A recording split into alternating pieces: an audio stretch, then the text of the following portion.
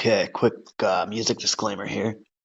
I do not own the rights to this music, which belongs to the rightful owner, who is the intoxicating mind of Dr. Frankenstein. So he made my intro and my outro, and I hope you guys enjoy. Check them out on Spotify and YouTube, and no copyright infringement is intended. Have a good day.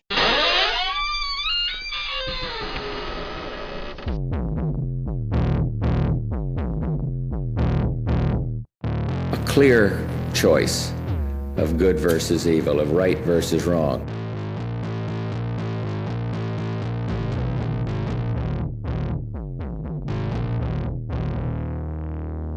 Twisted Tales.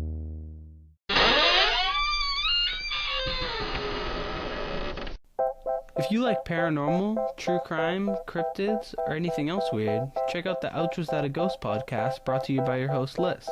You can find Ouch Was That a Ghost on Spotify, Apple, or any other audio platform. New episodes drop every Thursday.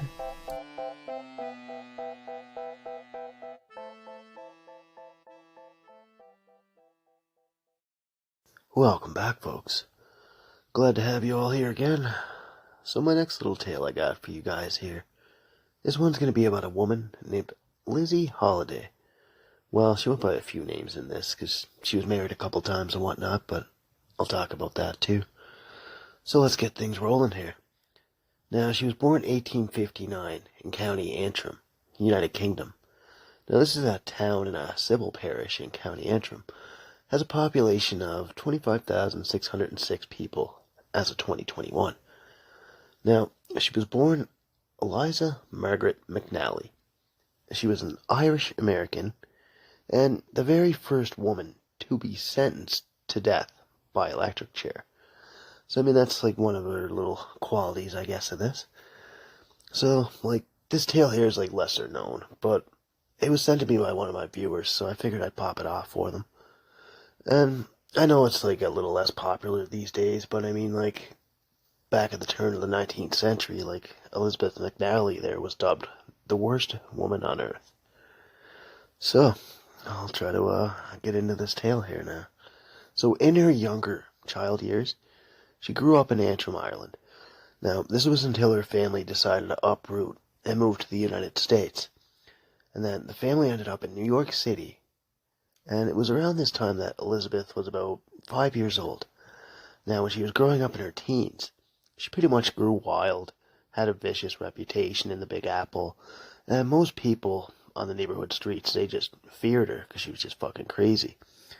And there was like a lot of other things, like she had a really violent temper and just a different way about her. Now, Lizzie, after like getting a reputation and everything, like everybody knew she had a shit attitude, and that pretty much stemmed from like beating up street toughs. So all this stuff turned into arguments and violence at home. So after a few physical altercations with the family, she left home and went to the eastern states until 1879. So the eastern states would include like Connecticut, Delaware, Florida, Georgia, New York, Rhode Island, shit like that. Just a couple places around there, right? Now, when 1879 rolled around, a man named Catespool Brown, or Charles Hopkins, because he frequently used aliases, they got married and they had one child together. And that child actually was institutionalized shortly after. This was in a little bit after the child was born. So, shortly after this, about 1881, Hopkins fell ill and he died suddenly, and she was left a widow. So, over time after this, she would marry another man. Now, he was an older fella. His name was Artemus Brewer, and she married him on January 9th, 1885. So a few months after the wedding, this old guy had died suddenly as well. And then she quickly remarried again. And not long after, husband number 3 was Hiram Parkinson. So, weeks after the marriage, the lucky fella kind of disappeared off the face of the earth. So her love life was non-stop. She met another man. This guy was a Civil War vet by the name of George Smith. Now, this one lasted a little bit longer than most of her marriages, a few more months after, right? So she actually spiked his tea with arsenic, but this lucky fellow survived the whole ordeal here. And when he went to police, she dipped out with all his money. And she wasn't seen for a few months, and this was until she resurfaced up in Vermont. After resurfacing, she married a man named Charles Plaisdell. She took his money, and she disappeared just 2 weeks into the marriage. Now, she wasn't seen until 1888, and then she ended up in Philadelphia. She befriended a family by the name of the McQuillans, and by this time, she went by Maggie Hopkins, so she used many aliases throughout her life. So, the money that she had stolen from her previous husband, she set up a nice little storefront, little store shop or whatever, and then she burned it down for the insurance money. So she did a total insurance scam. She then hung out regularly at this saloon that was located at 1218 North Front Street. This was ran by the McQuillan family, so if you needed to find her, that's pretty much where she would be. Now, the cops found this shit out to be, just a little suspicious. So she was later convicted for pulling the insurance scam. And then she got 2 years up in Eastern State Penitentiary. The prison ran from 1829 to 1971. This was located at 2027 Fairmount Avenue, located in Philadelphia, Pennsylvania. So this place could house up to about 400 prisoners quite easily. Now, in 1889, she changed her name to Lizzie Brown and got a job as a housekeeper for a man named Paul Holliday. Now, Paul would later be her future husband. So, he was a 70-year-old farmer residing in Burlingham, New York, and within 2 years, the family mill had burned to the ground, and in May 1891, a portion of the family farm had burned down. She was suspected of the crime due to her previous track record with the insurance scams. The fire also took the life of Holliday's disabled son, to which she claims he died trying to save her from the fire. But in the midst of all the rubble and everything where his body had been found, this was located in his bedroom. They checked out the crime scene and noticed that the boy's door was locked, and she had been in possession of the key. She tried to flee with another man. Later on, they were going to go sell some horses and shit. So, when she was caught, they sent her back to the asylum, because they deemed her batshit crazy. But she must have used a bit of charm, because not soon after, she was released. Authorities claimed that she was cured, and she was set free. Now, she went back to Paul once she got out of the asylum, as he opened his doors to her again. And even knowing that, she killed his son and everything, I guess Paul still wanted her around. And shortly after this, Paul himself disappeared altogether. And the neighbors kind of thought this was suspicious, so they called authorities to come check out the property again. And they didn't find him in the house. So the police decided to go through all the rubble that she previously set from the fires. And she was sent back to the asylum. Now, during this search, to their surprise, they found 2 bodies not belonging to the Holliday family, but of the McQuillan family. Now, they found the 2 daughters, Margaret and Sarah, in one of the barns. Both were shot by a .32 caliber 5 shooter, and they knew McNally from back in New York there when she stayed with them. Now, days later, the search continued, and police noticed a foul smell creeping up through the floorboards. They ripped them up, and they found the mutilated body of Paul Holliday, so he'd also been shot and disfigured. Now, upon questioning, McNally rambled incoherently, and then thought to be faking her insanity claims to police. So while in custody, she refused food and drink, and had tried to cut her own throat with a piece of broken glass that she had with her.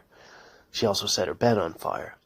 Now, she told police that, "I thought I would cut myself to see if I would bleed," and to which she then had to be restrained for a 24-hour period.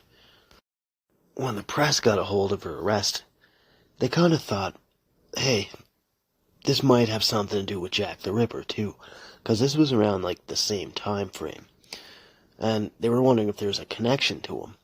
I mean, 2 big crime sprees around the same time. I mean, it make you think about a connection, you're either trying to connect the dots to solve the crime, gain evidence and whatnot, so why wouldn't you think of different things, right? But these claims turned out to be bogus anyway, and a trial had been underway. But this caught the eyes and the ears of the whole nation. Now, on June 21st, 1894, she was convicted at the Sullivan County Oyer and Terminer Court for the murder of Margaret and Sarah Jane. She was sentenced to die in the electric chair. And what better place to start than New York, because they just had a brand new electric chair installed there. But she was commuted to spend her sentence in a mental institution after being found completely insane by doctors. And she would get to spend the rest of her life there. But you think with all her craziness and shit, everything would just stop there though, eh? No. In 1906, she stabbed nurse Nellie Wicks to death while in Matawan State Hospital in Fishkill, Dutchess, New York. Now McNally stabbed her 200 fucking times. Even though McNally and her had gotten along quite well, it came down to a boiling point when the nurse mentioned that she was quitting the job at the facility, and she had plans of working in a private hospital. Now McNally went nuts, grabbed the scissors, and the rest is history. Now, on June 28, 1918, McNally died of Bright's disease. This is a classification of kidney disease, and she was buried in an unmarked grave on the grounds of the hospital. Now, Bright's disease can be characterized by swelling and the presence of albumin in the urine, and is also frequently accompanied by high blood pressure. And it's believed that McNally definitely killed more people than she was convicted of. I mean, all her previous husbands literally went missing or died shortly after marrying her. And her fourth husband was poisoned at her own hands, which makes it very likely that she had some involvement in their deaths. Now, the Times, a British daily national newspaper that's based out of London, this was founded January 1st, 1788. They had reported on her trial, and this was, 1894. Now, they had questions that whether or not the men died of natural causes or were murdered and not known. Also, during her trial, some argued on her mental health state. Some claimed that she was insane, while others thought that she was just faking it or pretending to be mentally ill. But they found her to be fucking insane, because look at all the shit she did. And even during her time in jail, before stabbing the nurse, she was a constant source of trouble, assaulting other nurses and constantly planning escapes. And to have 6 husbands, throughout your lifetime is crazy. I mean, Charles, Artemis, Hiram, George, Charlie, and Paul. I mean, at least she was found guilty of her crimes when it came to Paul. I mean, they had his body, his remains, whatever, and it was just concrete evidence to have her put away where she belonged. So, all in all, she was responsible for the deaths of 4 people, and she spent the remainder of her years in a mental institution until she died. And that's it, folks. That's all I got. Yeah, I know this one was a little short here, but I hope you guys enjoyed. Have a wonderful night, guys.